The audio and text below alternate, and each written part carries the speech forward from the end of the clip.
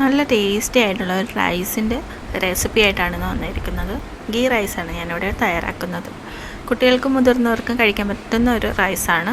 അപ്പോൾ റെസിപ്പിയിലോട്ട് പോകാം. അതിനായിട്ട് ഒരു പാൻ അടുപ്പത്ത് വെച്ച് കൊടുത്ത് നെയ്യ് ഒഴിച്ചു കൊടുത്തിട്ടുണ്ട്. അപ്പോൾ അതിലേക്ക് സവാള ചെറുതായിട്ടൊന്ന് അരിഞ്ഞത് ചേർത്ത് കൊടുക്കുക. നന്നായിട്ടൊന്ന് മിക്സ് ചെയ്ത് കൊടുക്കണം. ഇതിലേക്ക് നമുക്ക് സ്പൈസസും കൂടെ ചേർത്ത് കൊടുക്കാം. അപ്പോൾ ഇവിടെ ഞാൻ എടുത്തിരിക്കുന്നത് ഏലക്കയും പട്ടയും അതുപോലെ ഒരു ഗ്രാമ്പുവാണ് ചേർത്ത് കൊടുത്തിരിക്കുന്നത്. എന്നിട്ട് നമുക്ക് നന്നായിട്ടൊന്ന് മിക്സ് ചെയ്തെടുക്കാം. സവാള നന്നായിട്ടൊന്ന് വഴന്ന് വരുമ്പം നമുക്കതിലേക്ക് കഴിക്കുന്ന വെജിറ്റബിൾസ് ചേർത്ത് കൊടുക്കാം. ഞാനിവിടെ ക്യാരറ്റ് ചെറുതായിട്ടൊന്ന് അരിഞ്ഞതാണ് ചേർത്ത് കൊടുക്കുന്നത്. എന്നിട്ട് നന്നായിട്ടൊന്ന് മിക്സ് ചെയ്തെടുക്കുക. ഞാനിവിടെ ബാസ്മതി റൈസ് വെച്ചാണ് ചെയ്യുന്നത്.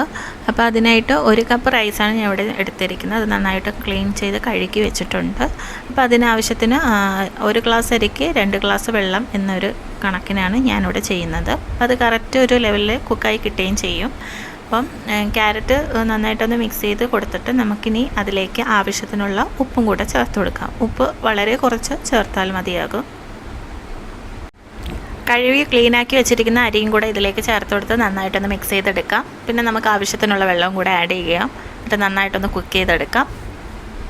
ഇതിൽ ഞാൻ ഒരു എഗ്ഗും കൂടെ, അപ്പം എഗ്ഗ് വേണമെങ്കിൽ നമുക്ക് എടുക്കാം, ഇല്ലെങ്കിൽ അത് ഒഴിവാക്കാവുന്നതാണ്. അപ്പം നമ്മുടെ അരിയുടെ പകുതി ഒരു കുക്കായി വന്നിട്ടുണ്ട്. അപ്പം ഞാൻ അതിന് ശേഷമാണ് എഗ്ഗ് ചേർത്ത് കൊടുത്തിട്ടുള്ളത്.